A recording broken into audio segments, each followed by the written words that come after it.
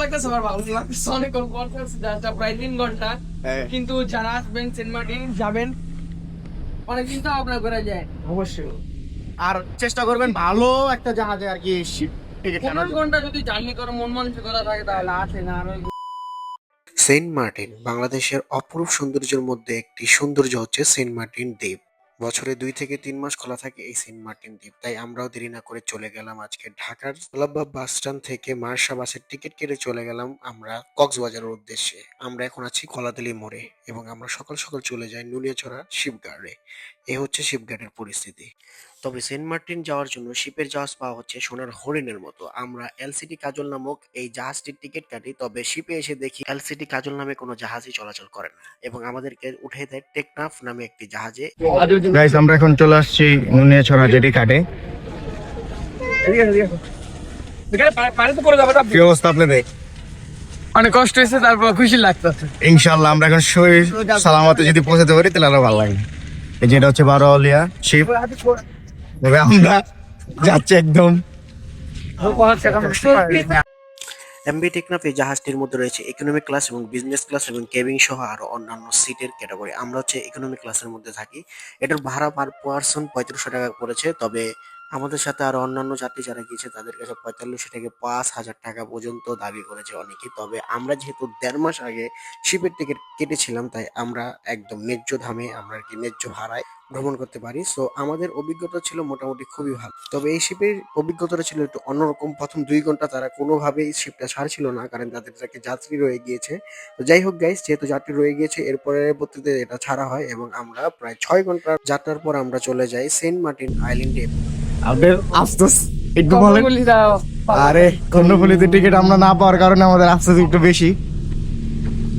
কর্ণফুলীটা খুবই সুন্দর, আসলে কর্ণফুলীটা জোস। গেটটা অনেক সুন্দর। ওই সাইডটা আজ আমাদের জাহাজ ছেড়ে দিয়েছে প্রায় 3 ঘন্টা পরে। রাত আমাদের কিছু বক্তব্য দিবে, বলেন। বক্তব্যটা মানে কি দিব, জিনিসটা খারাপ লাগতেছে, আমার ভালো লাগতেছে অনেক। জাহাজটা প্রায় 3 ঘন্টা। কিন্তু যারা আসবেন সেন্ট মার্টিন যাবেন, অনেক চিন্তা ভাবনা করে যায় অবশ্যই। আর চেষ্টা করবেন ভালো একটা জাহাজে আর কি টিকিট 15 ঘন্টা যদি জার্নি করে মন মানসিকতা থাকে তাহলে আসে না। আর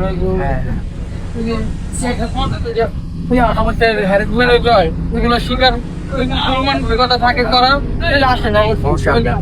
আর যদি মনে করেন ব্যাগুল খরচ করতে পারেন খুব এক্সপেন্স, 30 টাকা আর 10 টাকা পারেন, 30 টাকা কিনা খাইতে কিন্তু এটারও সাথে যাদের মানি প্রবলেম নাই তারা বুঝতে পারেন। আমাদের মতো যারা মানে গরিব আর কি আমাদের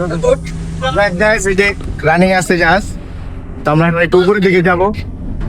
জাহাজটির মধ্যে রয়েছে অনেক লোকের ক্যাপাসিটি, তবে যেহেতু লোকজন খুব সীমিত তাই আমাদের জাহাজের লোকজন খুবই কম ছিল, যার কারণে আমরা এক একজন 3 থেকে 4টা সিট দখল করে আমরা একসাথে ঘুমাতে পেরেছি। বিভিন্ন ভিউ দেখতে দেখতে চলে যায়। তবে আমাদের একটি মাত্র কপাল খারাপ ছিল, আমরা যাওয়ার দিন কোনো পাখি দেখতে পাইনি, মাছও দেখতে পাইনি। তবে আমরা পেয়েছি খুব সুন্দর সুন্দর ভিউ, যেহেতু শীতকাল। আর জাহাজে ওঠার আগে আপনারা অবশ্যই কিছু খাবার সাথে করে নিয়ে নেবেন ব্যাগের মধ্যে লুকিয়ে, যেহেতু অনেকটা লম্বা সফর তাই। গাইস ফটোশুট চলতেছে আমাদের। এই যে রবিন দাদা ফটোশুট করতেছে, এই যে আরেক দাদা, এই যে আমি।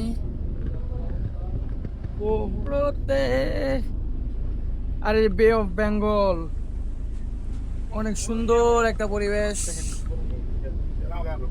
এরপরে আমরা প্রায় 6 ঘন্টা পরে চলে আসি সেন্ট মার্টিন জেটি ঘাটের উদ্দেশ্যে এবং আমাদের রুম যেহেতু আগে থেকে বুকিং ছিল তাই আমাদের টেনশনও খুব কম ছিল। আমরা জেটি ঘাট থেকে নেমে আমরা একটু হাঁটা ধরি। আমাদের রিসোর্টটা ছিল মাত্র 1 কিলো দূর। রিসোর্টটার নাম ছিল C view beach resort and sports. এখানে রুম রেন্ট শুরু হয় 3500 টাকা থেকে শুরু করে। এখানে সি ভিউ রুম এবং নন সি ভিউ রুম রয়েছে। আমরা মূলত সি ভিউ রুমটাই নিই এখান থেকে এবং এখানে সার্ভিসটা মোটামুটি ছিল আর কি। এটা হচ্ছে সামনের পার্ট সি ভিউ রুম এবং আমরা ভেতরের পার্টের দিকেও দেখিয়েছি, সেটা হচ্ছে নন সি ভিউ রুম।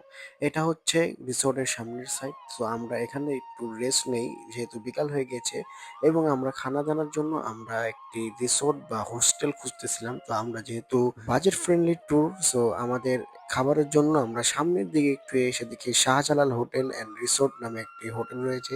এখানে আমরা 7 বেলার খাবার প্যাকেজ হিসাবে নিয়ে নিই 1300 টাকায়। আর ওনাদের ব্যবহার এবং খাবার দুইটাই ছিল অমায়িক। আপনারা যারা আসবেন সেন্ট মার্টিন অবশ্যই এইগুলোকে ট্রাই করতে পারেন। আরো ডিটেলসে ভিডিও আসছে ইনশাল্লাহ নেক্সট পার্টে। তো সবাই অপেক্ষা করুন, ভালো থাকুন, সুস্থ থাকুন এবং লাইক কমেন্ট শেয়ার করতে অবশ্যই ভুলবেন না। আল্লাহ হাফেজ।